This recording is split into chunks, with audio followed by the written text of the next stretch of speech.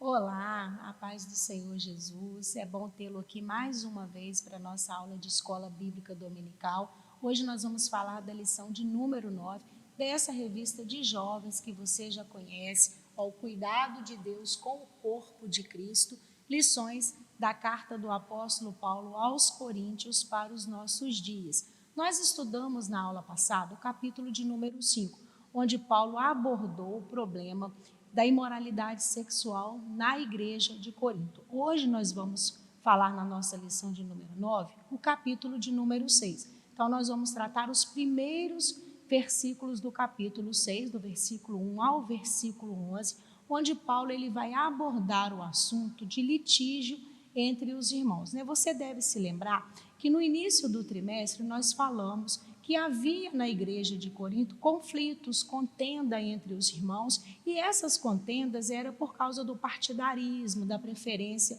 pelos líderes. Pois bem, essa não era a única espécie de contenda na igreja de Corinto. Tinha também a questão do litígio entre os irmãos. Então, nós vamos focar nessa aula de hoje, na lição de número 9, que tem o título Paulo censura a contenda entre os irmãos.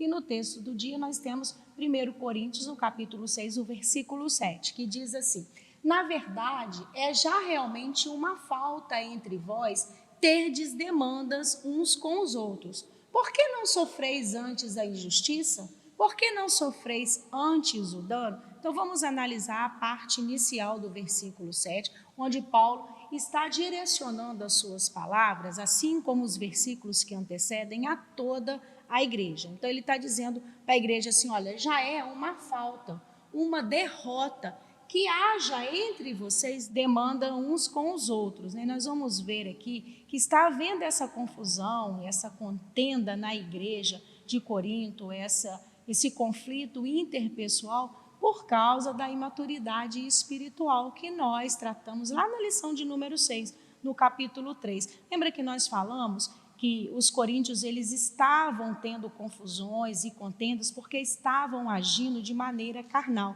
Olha só o versículo 3 para a gente relembrar. Então, capítulo 3, versículo de número 3. Porque ainda sois carnais, pois havendo entre vós inveja, contendas e divisões, não sois carnais e andais como os homens.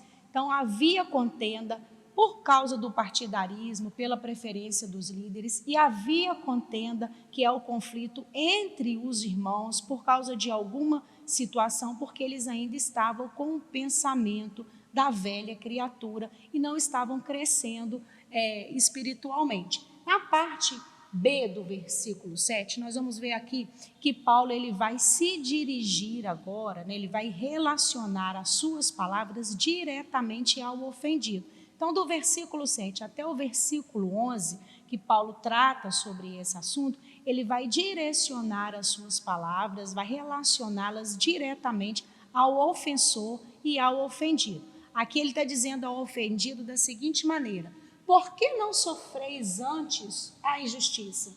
Por que não sofreis antes o dano? Com essas palavras aqui, com essas perguntas retóricas, Paulo está dizendo ao ofendido o seguinte: você, na verdade, em vez de promover um litígio, você tinha que promover o perdão, tinha que suportar os danos, suportar a injustiça, porque o que vale no meio dos irmãos é o perdão, é levar a afronta, é deixar de lado e continuar a sua caminhada com Cristo. Nós vamos ver que o próprio Jesus ensinou sobre isso no Sermão do Monte, lá no capítulo 5 de Mateus. Então vamos ler capítulo 5 de Mateus, a partir do versículo de número 38, o que Jesus nos ensinou quando somos ofendidos, quando sofremos qualquer espécie de dano. Diz assim: ouvistes que foi dito, olho por olho e dente por dente. Eu, porém, vos digo que não resistais ao mal, mas se qualquer te bater na face direita,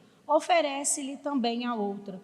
E se algum homem te processar na lei e tomar a tua túnica, permite-lhe levar também a tua capa. E quem quer que te obrigar a caminhar 1 milha, vai com ele 2. Então, a base do ensinamento de Jesus era o perdão, era deixar-se ser ofendido e não levar em consideração, é ser superior às coisas que aconteciam no dia a dia. E Paulo está dizendo a mesma coisa que ao ofendido. Ele está dizendo: por que não sofreis antes a injustiça? Por que não sofreis antes o dano? Então era melhor que ele sofresse do que levar os problemas internos da igreja diante do tribunal civil e ali ser a igreja exposta perante os incrédulos. Síntese: devemos evitar as contendas judiciais entre os membros da igreja, pois o acerto amigável é melhor do que uma contenda jurídica, principalmente com o irmão de fé. Então, seguindo o mesmo princípio lá do versículo 7, que é melhor levar a ofensa, deixar passar aquela situação constrangedora, sofrer o dano, do que levar um irmão a litígio, do que promover qualquer que seja a demanda. Porque, na verdade, quando se há contendas na igreja, seja dentro da igreja, ou seja, contendas levadas ao exterior da igreja, aos tribunais dos homens, nós vamos ver que o único que ganha com isso é o diabo, é Satanás, porque nós vamos ver a imagem da igreja sendo denegrida, nós vamos ver um irmão esfriando na fé por causa daquela contenda e até se desviando dos caminhos do Senhor. Então, a base de tudo é promover o perdão, é promover o amor e evitar as contendas. Texto bíblico. 1 Coríntios, capítulo 6, aí nós vamos ler do versículo 1 até o versículo de número 6, que diz assim: ousa algum de vós, tendo algum negócio contra outro, ir a juízo perante os injustos e não perante os santos?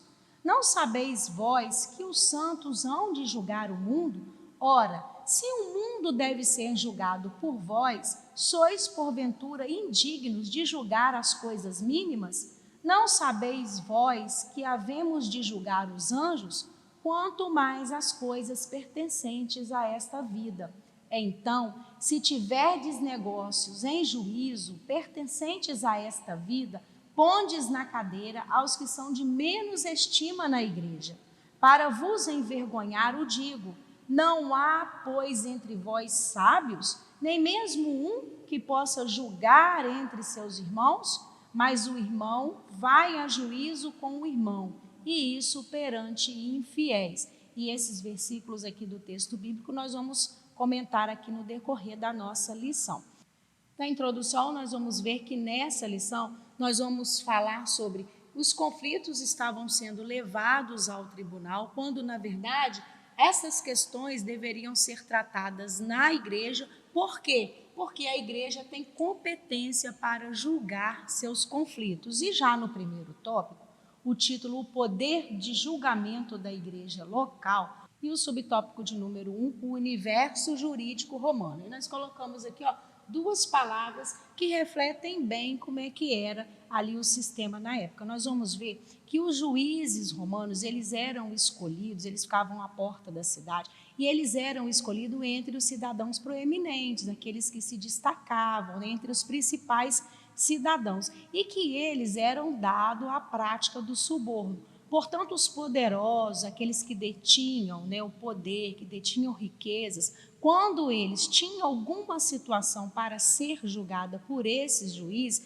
eles os subornavam e assim eles conseguiam manipular a sentença. Então, notoriamente, esses juízes eram parciais e isso reinava a injustiça. E, além disso, nós vamos ver também que muitos promoviam lides, que levavam os casos diante do juiz como uma vingança, como uma questão de se vingar, de trazer ali algo de ruim para uma pessoa que ele tinha por inimizade, de sofrer ali uma perseguição a outro. Então, o sistema na época ali era usado por estas pessoas que detinham o poder e manipulavam as causas a seu próprio favor. No subtópico de número 2, nós vamos ver a organização da igreja local. E aí nós vamos dar destaque para um texto que Paulo escreveu na sua carta aos Romanos, no capítulo 12, no versículo 2, que é bem conhecido de todos nós, que diz assim: E não vos conformeis com este mundo, mas transformai-vos pela renovação do vosso entendimento, para que experimenteis qual seja a boa, agradável e perfeita vontade de Deus. Então, nós vamos ver aqui nesse segundo subtópico que a organização da igreja jamais pode se deixar levar pelo sistema deste mundo. Então, não é o mundo que influencia a igreja, é a igreja que mostra ao mundo como ela é diferente, como ela tem um andar em santificação, como as causas são julgadas de modo justo, de modo onde Deus ele vai promovendo ali a paz, vai promovendo o amor entre os irmãos. Então, a igreja de Cristo, ela é guiada por Deus e não pode se deixar levar pelo sistema deste mundo. Então, fica como base aqui para esse segundo tópico, Romanos capítulo 12, o versículo de número 2. Já no terceiro subtópico, nós vamos ver Paulo propõe um julgamento de conciliação para a igreja cristã. E agora, nesse subtópico, nós vamos, de fato, trabalhar os versículos que nós lemos lá no texto bíblico, que é o versículo 1 até o versículo de número 6. Quando nós falamos dessa questão de contenda entre os irmãos, na situação do litígio, de se levar para o tribunal romano a questão que estava acontecendo dentro da igreja, Paulo vai tratar esse assunto do versículo 1 até o versículo de número 11. E aí nós dividimos essa totalidade de versículos em duas partes. Do versículo 1 até o versículo de número 6, é como se Paulo estivesse dirigindo a sua fala a toda a igreja. Então, não é como se Paulo. E do versículo 1 até o versículo 6, Paulo está dirigindo a sua fala a toda a igreja, né? Então, ele está levando o assunto de uma maneira geral. Do versículo 7, que foi o texto do dia que nós já comentamos, até o versículo de número 11, Paulo ele vai direcionar as suas palavras àqueles que estão de fato envolvidos no litígio. Então, olha só, do versículo 1 até o versículo de número 6, Paulo está dizendo assim, versículo 1: ousa algum de vós, tendo algum negócio contra outro, ir a juízo perante os injustos e não perante os santos? Assim como nós vimos lá no estudo do capítulo 5, Paulo ele já vai aqui também direto ao assunto. Ele está dizendo, olha, estão acontecendo coisas entre vocês e coisas tais que vocês têm levado entre os injustos, vocês têm levado para fora da igreja para que seja julgado. Então, ele inicia o versículo 1 já trazendo o foco do problema que ele vai tratar. No versículo de número 2 e no versículo de número 3, ele vai despertar a igreja para qual a posição que ela ocupa em Cristo. A igreja ocupa uma posição de autoridade e ele vai dizer isso, fazendo essas perguntas de forma retórica. Então, não sabeis vós que os santos hão de julgar o mundo? Ora, se o mundo deve ser julgado por vós, sois porventura indigno de julgar as coisas mínimas? E o versículo 3, não sabeis vós que havemos de julgar os anjos? Quanto mais as coisas pertencentes a esta vida. Então, Paulo, ele desperta a igreja, ele chama a igreja para entender qual é a posição que ela ocupa. Vocês ocupam uma posição de autoridade em Cristo. Vocês vão aguardar no futuro uma posição para, junto com Cristo, julgar o mundo. Então, por que essas coisas pequenas, essa contenda entre vocês mesmos não resolvem? Vocês mesmos não julgam essas coisas pequenas. Então, se vocês vão julgar coisas deste escalão e têm este tipo de autoridade, portanto, as coisas pertencentes a esta vida, vocês também estão na posição de resolver entre vocês mesmos. Olha o versículo 4. Então, se tiverdes negócios em juízo pertencentes a esta vida, pondes na cadeira aos que são de menos estima na igreja. Aí Paulo vai dizer, olha, se vocês têm, então, problema, se há contenda, se há uma divergência entre os irmãos por causa de justiça, se alguém sofreu algum dano, se esta situação precisa ser resolvida, até o menor, até o mais desprezado entre os irmãos tem capacidade para julgar, não precisa que se leve ao tribunal dos incrédulos para que se resolva esta situação. Então, até o menos favorecido tem questão de resolver esta situação que está acontecendo. E no versículo 5, Paulo vai apertar ainda mais e vai ainda chamar a atenção dos coríntios de forma, né, para sacudi-los mesmo, para poder fazer com que eles vejam que tipo de situação eles estão vivendo e como eles estão agindo diante daquilo dali. Olha o versículo 5. Para vos envergonhar o digo, não há, pois, entre vós sábios, nem mesmo um que possa julgar entre os irmãos. Então, Paulo dizendo ali, para envergonhá-los, eu vou perguntar para vocês, há pelo menos um sábio entre vocês, não? Não tem apenas um, pelo menos, que possa julgar esta questão? Por que Paulo está dizendo desta forma? Nós já vimos nas lições passadas, que os coríntios valorizavam a sabedoria humana, que eles se orgulhavam de ter conhecimento, que eles gostavam, de mostrar o seu conhecimento. Então, já que eles valorizavam tanto o conhecimento, a sabedoria humana, Paulo está perguntando para eles, não há entre vocês pelo menos um que se diz sábio, que tenha conhecimento, que possa ser capaz de julgar essa contenda, esse litígio? Então, Paulo, na verdade, ali, ele está mostrando aos coríntios que eles dizem que são uma coisa, mas não praticam aquilo na hora que precisa ser colocado, de fato, no ato. Nem o versículo de número 6, ele vai encerrar, essa parte direcionada, essa parte geral, na verdade, aos irmãos, dizendo, mas o irmão vai a juízo com outro irmão, e isso perante os infiéis. Então, o terceiro subtópico aqui do primeiro tópico, ele trata esses versículos que nós lemos no texto bíblico, que é a parte inicial do capítulo 6, onde ele fala diretamente à igreja, direciona-se a toda a igreja quanto à questão que está acontecendo entre os irmãos. E aí nós chegamos no tópico de número 2, a estrutura de funcionamento das igrejas cristãs e dos tribunais romanos. Então, nós colocamos aqui no nosso slide todo o tópico de número 2. O primeiro tópico, que tem o título, o primeiro subtópico, ele tem o título, o funcionamento da igreja em Corinto. Nós já sabemos que a igreja primitiva, ela funcionava nas casas. Lembra quando Paulo estava lá na cidade de Corinto, na sua segunda viagem missionária, fundando a igreja? Lá em Atos 18, ele começa a falar aos judeus todos os sábados. Só que os judeus, eles vão se opor à mensagem que Paulo está pregando, eles vão blasfemar. Paulo vai sair da sinagoga e vai iniciar agora o evangelismo, vai continuar a sua pregação na casa de um homem chamado Tício Justo, uma casa que ficava ao lado da sinagoga. Então, as igrejas primitivas, o início da igreja foi na casa dos irmãos, e é claro que era na casa daqueles irmãos mais favorecidos, que tinham um suporte para que pudesse agregar todos aqueles que estavam se convertendo ao evangelho. Então, o funcionamento da igreja em Corinto, seu início foi nas casas, assim como nas demais igrejas fundadas por Paulo e pelos outros apóstolos que iniciaram ali a mensagem da salvação. No segundo subtópico aqui, do segundo tópico,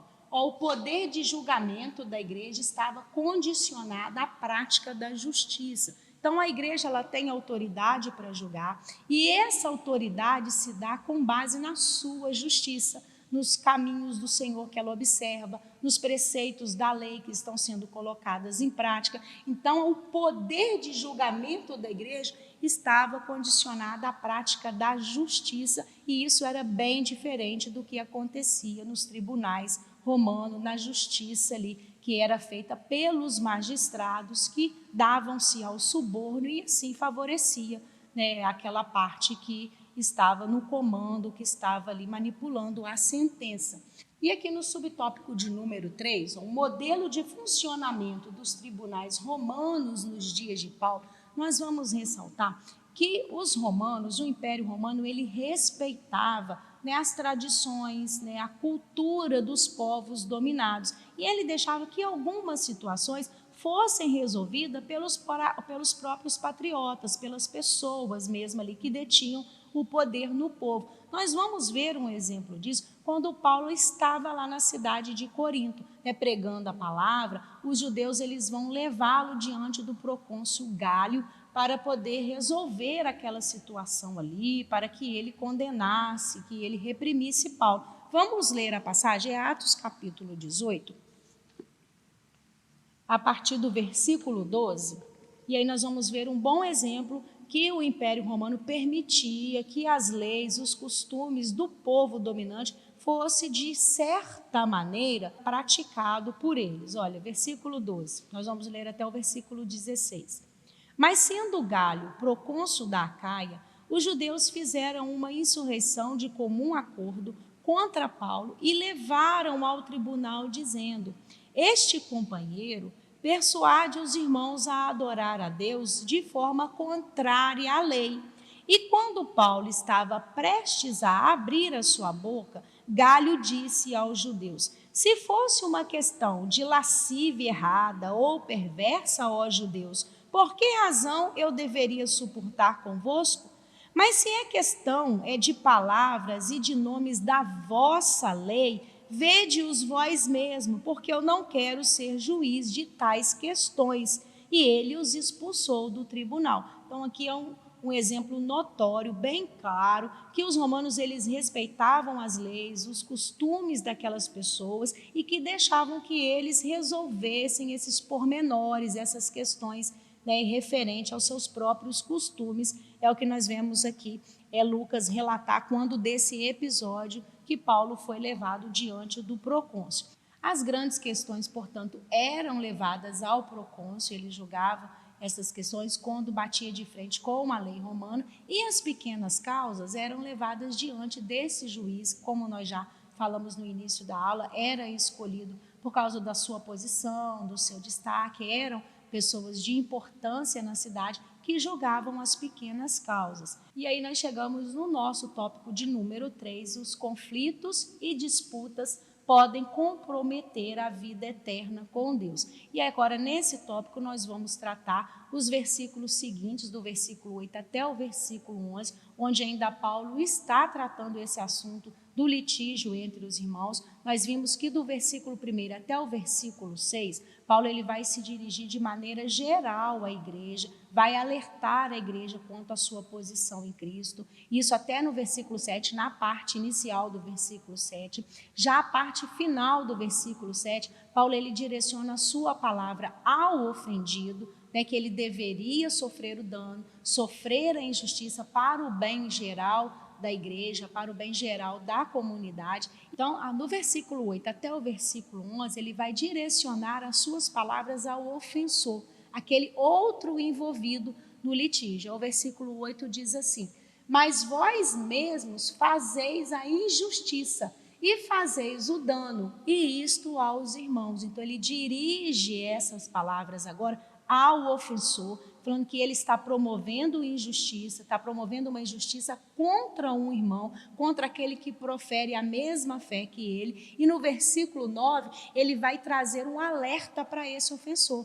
Ele vai despertar esse ofensor dizendo a seguinte coisa: não sabeis que os injustos não hão de herdar o reino de Deus? Então, olha, você que está praticando essa ação, você que está promovendo injustiça, que está iniciando um problema de contenda na igreja, quem pratica tal coisa não vai herdar o reino de Deus. E ele faz a comparação de quem pratica tal injustiça a outras posturas muito graves. Ele vai agora enumerar algumas posturas que, como aquele que pratica a injustiça, também não herdarão o reino de Deus. Aí ele começa a enumerar: olha, não vos enganeis, nem os devassos, nem os idólatras, nem os adúlteros, nem os efeminados, nem os sodomitas, nem os ladrões, nem os avarentos, nem os bêbados, nem os maldizentes, nem os roubadores herdarão o reino de Deus. Então ele está equiparando a ação de promover injustiça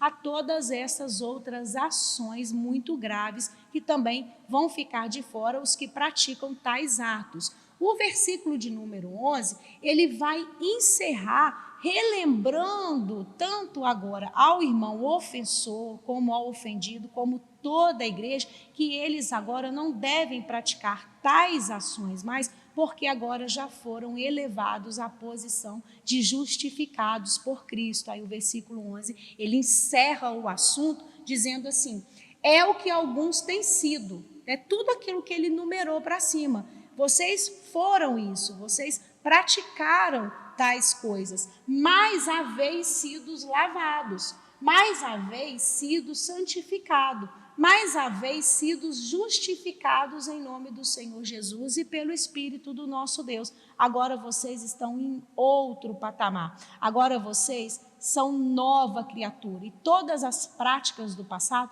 ficaram no passado. Vocês não devem continuar cometendo tais atos, porque agora o Senhor Jesus Cristo os coloca numa posição de justos diante do Senhor. Então, Paulo ele vai trazer no capítulo 6, do versículo 1 até o versículo de número 11, esta questão da contenda entre os irmãos da igreja de Corinto, que levaram o seu litígio, que levaram essa demanda diante dos tribunais do homem, quando, na verdade, eles deveriam resolver os seus próprios problemas internos. E nós chegamos na nossa conclusão, que o comentarista deixou assim para nós.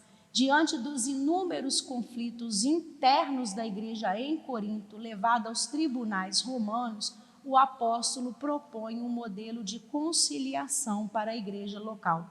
Paulo adverte que quem não acatasse sua sugestão estaria correndo o risco de ser classificado com os demais pecadores e condenados à perdição eterna. Então, o que a igreja de Corinto precisava aprender e o que nossas igrejas nos dias de hoje também precisam aprender é que em Cristo nós somos um e que não importa qual seja o veredito que o tribunal exterior, que o tribunal dos homens deu, se foi a favor do ofensor ou a favor do ofendido. Na verdade, quem estava perdendo, quem estava sofrendo os danos era a igreja de Cristo, porque estava promovendo o escândalo, estava mostrando as falhas de dentro da igreja, mostrando que eles não eram capazes de resolver a suas próprias situações, e isso degrine a igreja de Cristo, degrine a imagem da igreja. Então, é o corpo de Cristo que sofre. E o que nós precisamos viver é o amor mútuo e a comunhão entre os irmãos para a glória de Deus. E assim nós terminamos a nossa lição de número 9. Por certo, nós não conseguimos exaurir todo o conteúdo proposto nesta lição. Então, que o Espírito Santo te conduza, te oriente e que você possa preparar uma boa aula em nome de Jesus. E nos encontramos numa próxima lição.